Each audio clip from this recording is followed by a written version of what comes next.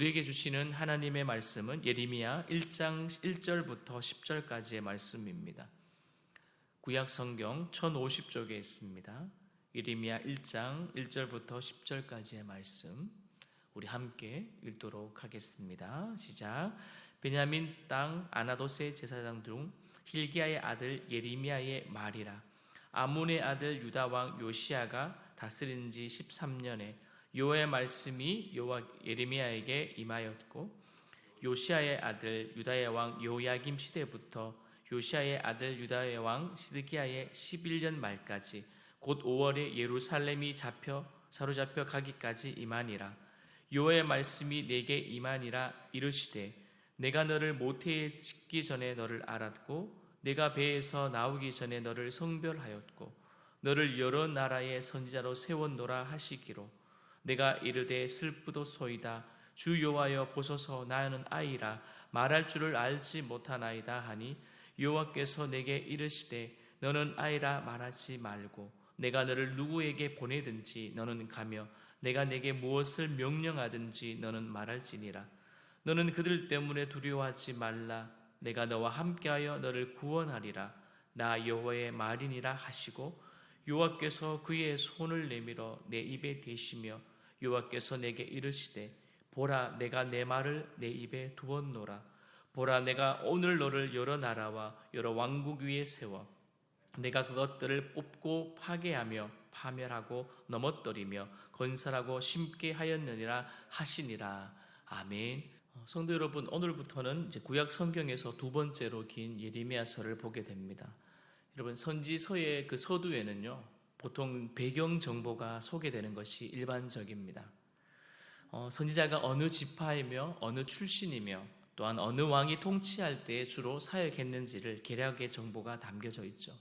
특별히 예레미야서를 보면요, 약 BC 610년부터 이제 BC 586년까지 그가 고대 근동의 그 격동의 시대 속에서 보니까 구체적으로 역사적인 현장 가운데 하나님의 말씀을 선포하는 그 일을 감당했던 선지자가 예레미야였습니다. 여러분, 예레미야는 BC 6세기에도 보면 급변하는 그 극동의 정세 가운데 사역한 유다의 선지자로서 하나님이 주시는 말씀을 전하는 그 사역을 감당하였습니다. 그러니까 쉽게 말하면 다른 선지자들과 비교할 때에 그의 핵심적인 사역은 말씀 선포와 관련이 많았다는 것이죠. 2절 말씀을 다시 봅니다. 2절 말씀입니다. 시작. 아몬의 아들 유다 왕 요시야가 다스린 지 13년에 여호와의 말씀이 예레미야에게 임하였고, 여러분, 이처럼 예레미야가 말씀의 대언자로 부름을 받을 때를요, 오늘 성경은 유다 왕 요시야와의 통치, 즉 13년으로 명시하고 있는데요, 그때를 보니까 BC 627년경이었습니다. 여러분, 예레미야를 보면 왕의 등장이 많이 나오더라고요. 서두부터 왕의 그리고 특별히 예레미야가 있었던, 그가 활동했던 그 중심 무대에 있었던 왕들과는 아주 밀접한, 오늘 우리에게 이 배경과 이 성경을 알아가는데 중요한 요소가 되어집니다. 그리고 3절에서는요, 요시야의 아들 요야김이 통치한 때부터 마지막 왕인 시드기야까지, 즉 제11년 말까지 사역했다라고 기술하고 있습니다. 성도 여러분, 왜 이렇게까지 설명하고 있을까요? 왜 이렇게까지 구체적으로 우리에게 알려주고 있을까요? 아마도 그것은 바로 예루살렘의 성과 성전이 파괴되고 불타던 때까지 사역했던 선지자이기 때문일 것입니다. 여러분, 사역자가 자신이 사역을 잘 감당할 수 있게 하는 열쇠가 있다면 무엇일까요? 개인의 열정, 개인의 열의, 아니면 어떤 외부적인 어떠한 도움, 또 어떤 계기 등등이 있겠지만, 오늘 사역자가 자신에게 주어진 사역을 잘 감당할 수 있는 열쇠는 바로 소명일 것입니다. 소명 말이죠. 오늘 예레미야가 이 예루살렘이 성이 다 불타는 때까지 사역을 했다. 여러분, 세상 말로 볼 거 안 볼 걸 다 보고 있다고 생각해 보십시오. 내가 보고 싶지 않은 것, 내가 경험하고 싶지 않은 것까지 경험해야 되는 것, 누가 원하겠습니까? 분명한 소명이 있어야지만 외부의 위험과 고난, 더 나아가 풍요와 배부름이 가져다주는 내적 타락, 더 나아가 혼탁한 생활로 인한 영적 능력을 상실, 그것도 우리가 극복할 수 있게 하는 것이 바로 소명일 것입니다. 내가 예수 믿어도 왜 이렇게 지질이 못 사느냐? 왜 예수 믿고 내가 구원받았지만 매일 이렇게 아파야 하느냐? 여러분 그런 생각해 보지 않으셨습니까? 옆에 있는 누구 집사님, 누구 권사님은 누구는 다 부자 되는데 왜 우리 집만 가난할까? 어려울까? 여러분 그에 대한 어려움은 없었습니까? 우리가 분명한 소명 부르심을 가지고 있어야지만 우리의 내적인 외부적인 그리고 타인의 어떠한 모습을 통하여서도 우리는 결코 넘어지거나 마음을 상하지 않을 것입니다. 여러분 보십시오. 수많은 제사장들과 선지자들이 우상 숭배자들로 전락한 이유가 무엇입니까? 바로 소명 때문이었습니다. 소명이 없었기 때문이죠. 여러분 눈물의 선지자인 이 예레미야도요, 처음부터 확고한 소명으로 시작하지는 않았던 것 같습니다. 여러분 하나님의 주권적인 선택으로 그를 준비시키시고 사용하시는 것을 우리는 보게 됩니다. 여러분 하나님은요 타락한 남유다에게 심판을 경고하시려고 그에게 하나님의 말씀을 전하기 위하여서 그를 부르시고 택하셨는데요, 4절 말씀을 보겠습니다. 4절입니다.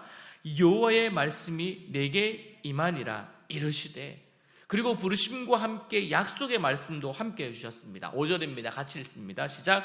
내가 너를 모태에 짓기 전에 너를 알았고 내가 배에서 나오기 전에 너를 성별하였고 너를 여러 나라의 선지자로 세웠노라. 아멘입니다. 여러분 하나님은 남유다의 그 말기에 사역할 그 선지자로 오늘 예레미야를 작정해 놓으신 것이죠. 우리들의 삶도 그렇습니다. 우리는 어쩌다 보니 이렇게 사는 것이 아닌 하나님에게 뜻이 있어서 하나님에게 뜻이 있는 그 뜻에 우리가 그 삶을 드리고 또한 그때 우리를 부르셔서 우리를 사용하는 줄 믿습니다. 여러분 그렇지 않습니까?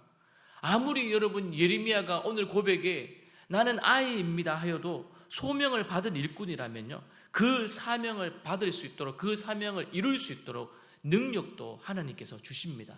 할렐루야. 우리에게 주신 이 직분, 하나님 나 못하지요, 나 어렵습니다, 다 임직 받으셨죠? 그때 그랬습니다. 그러나 세월이 지나면서 어떻게 되었습니까? 다 하셨잖아요. 다 하고 계십니다. 여러분 찬양의 가사처럼 너는 결코 작지 않도다, 너를 위해 이루실 주님의 능력을 보라, 너는 이제 약하지 않도다, 내 안에 계신 주님이 세상보다 크시니. 여러분 그러므로 부르심을 받은 일꾼은요 사명 때문에 두려워할 필요가 없습니다. 오히려 당당해야 합니다. 오히려 세상을 향하여서 당당하고, 오히려 세상뿐만 아니라 가정에서도 오히려 우리 누구를 만나든지 우리는 담대하게 살아갈 수가 있는 것입니다. 그 이유가 무엇입니까? 어디에 있습니까? 7절 말씀에 있습니다. 읽어드리겠습니다. 여호와께서 내게 이르시되 너희는 아이라 말하지 말고 내가 너를 누구에게 보내든지 너는 가며 내가 내게 무엇을 명령하든지 너는 말할지니라. 아멘. 단지 우리가 해야 될 것은요, 하나님께서 말씀하시는 대로 감사하고 순종하면 됩니다.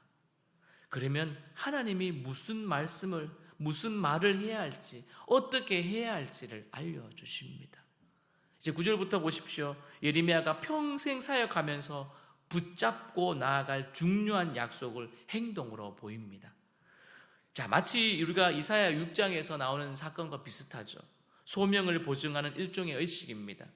이것이 마치 하나님이 의인화되어서 나타나신 사건 아닙니까? 손으로 예레미야의 입술에 대시며 이렇게 말씀하십니다. 내가 내 말을 내 입에 두었노라. 아멘.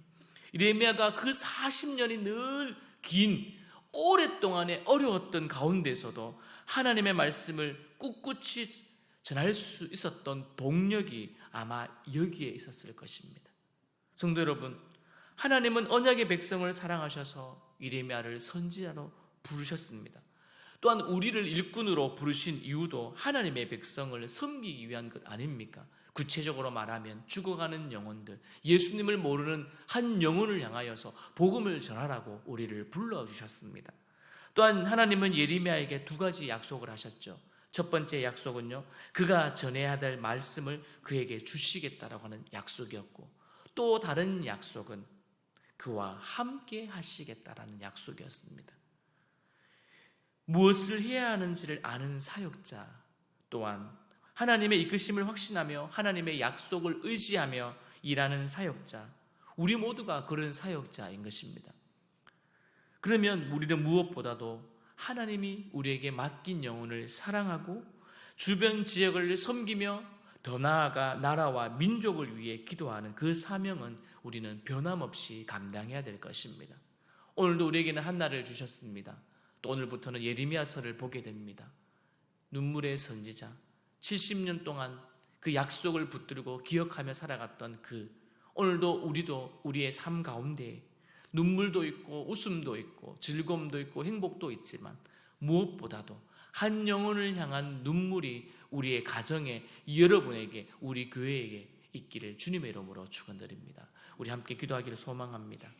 오늘 말씀을 기억하면서 하나님이 보내시는 곳에 말씀에 순종함으로 말씀대로 살아가는 우리들 되게 하여 주옵소서. 더불어 예수님의 마음을 품고 하나님 한 영혼을 사랑할 수 있는 우리들 되게 하옵소서. 이제는 라오스 선교가 끝나고 돌아오고 이제는 국내 전도 전주가 있습니다. 아버지 하나님, 그 은성 침례교회 가운데에도 하나님 1박 2일의 시간 가운데에 주변의 성도들에게, 그리고 아버지 만나는 이들에게 복음을 전하는 귀한 사역들 되게 하여 주시고, 또 맡겨진 아버지 하나님 우리의 현장에서도 최선을 다해 살아가는 우리의 삶 되도록 주님 주장하여 주옵소서. 함께 기도하며 나가겠습니다. 하나님 아버지 감사합니다. 오늘 하루 우리에게 주셨으니 하나님 너무나 감사합니다. 한 번도 살지 않은 깨끗한 이 하루를 우리에게 주셔서 오늘도 우리가 마치 하얀 캠퍼스의 그림을 그려가듯 오늘도 아버지 하나님 아름다운 그림을, 기억에 남을 그림들을 우리가 걸어갈 수 있도록 주님 도와주옵소서. 특별히 아버지 하나님 우리가 보내시는 곳, 우리가 가라는 곳, 서라 하는 곳 주님의 말씀에 순종하게 하여 주시고, 오늘도 예레미야에게 주셨던 두 가지의 약속처럼 하나님의 말씀이 우리 가슴에 있게 하시고, 날마다 하나님과 동행하는 하나님이 함께 하심 임마누엘의 복이 우리 가운데 있게 하여 주옵소서. 우리 가정 주님 축복하옵소서. 특별히 우리의 자녀들 다음 세대를 축복하여 주옵소서. 이번 주부터 여름 성경학교가 시작되었습니다. 여름 수련회가 또 시작되었습니다. 하나님 아버지, 그간 또한 기도하고 애쓰는 모든 시간들, 그 수고함들이 오늘도 아버지 하나님 그 수련회 가운데 여름 성경학교 가운데 그 시간 가운데 일어날 수 있도록, 그래서 아이들이 은혜 받게 하시고 하나님을 경험하게 하시고 하나님을 인격적으로 만날 수 있는 시간 되게 하여 주옵소서. 오늘도 누구를 만나든지 오늘도 예수님의 마음 가지고 그들을 대하게 하여 주시고, 특별히 오늘도 말씀 되도록 우리가 거룩해지는 귀한 한 달 되도록 축복하여 주옵소서. 하나님 아버지 감사합니다. 우리에게 주어지는 매 순간마다 우리가 날마다 성실하게 충실하게 살아가게 하여 주옵소서. 아버지 하나님, 사명을 맡은 자가 구할 것은 충성이라고 하셨사오니 변함없는 마음, 굳은 마음, 한결같은 마음으로 날마다 하나님 경외하며 이웃을 사랑하는 우리들 되게 하여 주옵소서.